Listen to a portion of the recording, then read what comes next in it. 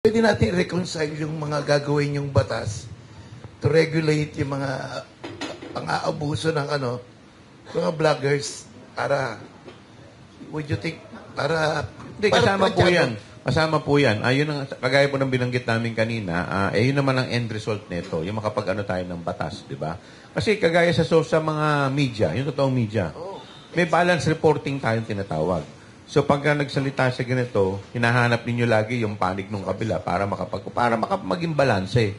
At hayaan natin yung taong bayan ang magdesisyon kung sino sa kanila ang nagsasabi ng totoo. Pero dito wala.